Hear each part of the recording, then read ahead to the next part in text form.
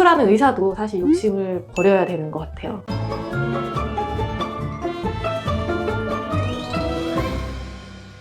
안녕하세요. 성형외과 전문의 문유진 원장입니다. 오늘은 눈성형에 실패하는 이유 5가지에 대해서 얘기를 해보려고 해요. 물론 성형에 실패하는 이유가 5가지만 있는 거는 아니겠죠. 개인적으로 생각했을 때 중요한 부분 5가지를 한번 꼽아봤습니다. 첫 번째로는 트렌드만 쫓아가는 경우인 것 같아요. 이제 환자분이 이제 상담실에 오셨어. 인보라 사진 딱 들고 오셔서 저는 이 라인으로 만들어주세요. 이제 이러는 경우죠. 아니면 사진은 한 10장 들고 오셨는데 그 10장의 사진들마다 쌍꺼풀 라인이 다 다른 거야. 어떤 눈은 인라인, 아웃라인 뭐 다 다르고 눈도 뭐 어떤 눈은 몬팡눈이고 돌출눈이고 다 제각각인 거죠. 근데 차라리 그 사진들이 좀 비슷한 라인이라면 아 이분은 이 스타일을 원하시는구나 이렇게 짐작이라도 하겠는데 다 제각각인 경우는 사실 정말 그냥 예쁜 눈 사진 그냥 들고 오신 거거든요. 그만큼 섣불리 내 눈이 어떤가에 대해서 고민해보지 않고 남이 예쁘다고 하는 눈 뭐 이렇게 트렌드를 따라가면서 남 스타일에 따라가는 경우는 그만큼 수술이 조금 망할 가능성도 높아질 수 있다는 겁니다. 두 번째는 너무 공부를 많이 하고 오셔서 해답이 약간 산으로 가는 경우예요. 보면 요새는 무슨 성형의 지식이나 이런 걸 찾는 게 어렵지 않아요. 조금만 찾아보면 엄청난 정보들이 쌓여 있어요. 근데 이제 공부를 하시는 건 좋은데 공부를 하시다가 보면 뭐 눈매 교정의 부작용 여기에 꽂히셔서 부작용 두통이 올 수 있다더라, 잘 때 눈을 못 감는다더라, 뭐 여러 그런 부작용 사례를 너무 공부를 열심히 하셔서 결론은 나는 눈매 교정을 안 할래요 이렇게 나오는 거죠. 근데 그분이 안검하수가 있는 분이시다. 그럼 당연히 눈매 교정을 하면서 쌍꺼풀을 만들어야 쌍꺼풀도 예쁘게 되고 라인도 또렷하게 잡히고 소세지도 안 될 거고 이제 이런데 환자분은 이렇게 해서 눈매 교정을 하셔야 됩니다 말씀을 드리지만 이미 너무 공부를 하신 것 때문에 귀에 안 들어오고 비용 때문에 억지로 나를 꼬시는 건가 이제 이런 식으로 생각하시는 분들도 계세요. 그런 거는 제가 봤을 때 너무 해답을 다 정해가지고 성형외과를 방문하는 경우는 실패할 가능성이 더 높아질 거라고 생각을 합니다. 세 번째는 병원 선택의 문제예요. 강남만 나와도 너무 많은 성형외과 병원들이 있거든요. 옛날은 선택의 그런 여지가 별로 없었던 것 같기는 한데 요새는 너무 많은 병원이 있고 너무 많은 광고 이런 게 많이 있고 그리고 그 광고를 하는 영역도 너무 많은 영역들이 있어서 어디를 보고 어느 병원을 선택해야 될지 정말 난감한 경우가 많은 것 같아요. 근데 마케팅이라는 게 어느 정도 비용이 들어가는 부분이기 때문에 마케팅을 많이 하는 병원을 뭐 믿고 걸러라 이런 얘기는 아니지만 그만큼 마케팅 비용을 많이 쓰고 있는 데니까 굳이 수술할 필요가 없는 환자도 잡아서 수술을 한다거나 그 비용을 회수하기 위해서 노력할 수 있는 상황이라는 거는 사실 인지를 조금 하고 계시는 것도 중요할 것 같아요. 그거 외에도 이제 전후사진이라는 게 사실 병원마다 있는데 어떻게 보면 의사들마다 잘 미적 감각이나 이런 게 사실 자기 스타일이 있어요. 자세하게는 몰라도 그 느낌이라는 게 사실 있거든요. 맞는 병원을 찾아가는 것도 중요할 것 같아요. 또 다른 거는 이제 너무 원장 얼굴 보기 어려운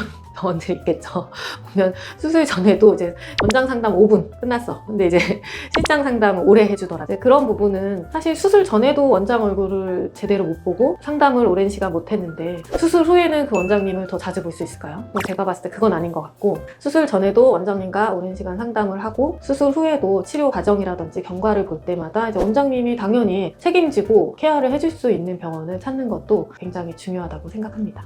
그리고 네 번째는 수술하시는 의사의 경험의 차이인 것 같아요. 우리가 성형외과 전문의가 되려면 이제 의대 6년 졸업하고 의사 면허를 따서 대학병원에 인턴 1년, 전공의 4년을 끝나고 다시 시험을 봐서 합격을 해야만 성형외과 전문의가 되는데 의사들 사이에서 그걸 그냥 보드를 땄다 이렇게 표현해요. 근데 이제 보드를 따는 건 좋은데 이제 대학병원에서 성형외과에서 전공의 근무를 할 때는 생각만큼 미용 성형에 대해서는 잘 접하지 못해요. 우리가 쉽게 생각할 때도 쌍꺼풀 수술하러 어느 대학병원 가서 쌍꺼풀 수술하지는 않잖아요. 보통은 대학병원은 그렇게 되고 그래서 이제 보드를 따고 나오면 이제 우리가 흔히 말하는 로컬 병원이라고 하는 이런 강남에 흔히 있는 무슨 성형외과 의원 이제 이런 로컬 병원에서 근무를 하면서 미용 성형에 대해서 이제 배우고 경험을 쌓기 시작해요. 그게 사실 1, 2년 만으로 쌓여서 하기가 쉽지는 않은 것 같아요. 아무래도 로컬 경력이 최소 5년 정도 이상 경험이 어느 정도 되시는 의사 선생님을 찾아가는 것도 사실 또 굉장히 중요하다고 생각합니다. 5번째인데 욕심을 버려라 이 얘기예요. 무슨 얘기냐면 환자한테만 너 욕심을 버려 이렇게 얘기하는 것도 아니고 수술하는 의사도 사실 욕심을 버려야 되는 것 같아요. 어떻게 보면 모든 수술도 다른 일과 마찬가지로 너무 무리를 하게 되면 그만큼 뭔가 문제가 생길 수 있는 소지가 더 늘어나는 거거든요. 어떻게 욕심을 버려야 되겠느냐? 그러면 이제 수술 전에 이제 의사 선생님과 충분한 커뮤니케이션이 중요하겠죠. 오랜 시간 얘기를 하다 보면 환자분도 아, 이 부분은 좋아지는구나, 이 부분은 욕심을 버려야 되는구나, 이제 이렇게 생각하시게 되고 의사 입장에서도 이 환자분이 원하는 거는 그거는 내가 고쳐드려야겠다, 좋아지게 만들어야겠다 이런 생각을 또 하고 수술에 들어가게 되니까 의사나 환자나 만족할 만한 결과가 나올 수 있는 그런 상황이 되겠죠. 그래서 수술 전에 원장님과 충분한 상담을 통해서 이제 수술 플랜을 잡는 게 그만큼 중요할 것 같습니다. 제가 5가지를 말씀드렸는데 결론을 말씀드리자면 일단 나와 맞는 좋은 병원을 찾고 그 원장님의 이제 로카의 수술 경력도 오래되시고 어느 정도 있으신 경험 많은 원장님을 찾아서 그 원장님과 수술 전 상담을 오래 하면서 수술에 대해서 플랜을 잡고 의사와 환자와의 신뢰관계가 쌓이면 그때는 그 원장 선생님을 믿고 수술에 들어가는 거겠죠. 그러면 사실 성형이 크게 실패할 일 없이 잘 될 거라고 생각을 합니다. 이 영상을 보시는 많은 분들이 성형에, 특히 눈 성형에 성공하시기를 바라면서 도움이 되셨다면 좋아요, 구독 눌러주세요. 감사합니다. 안녕.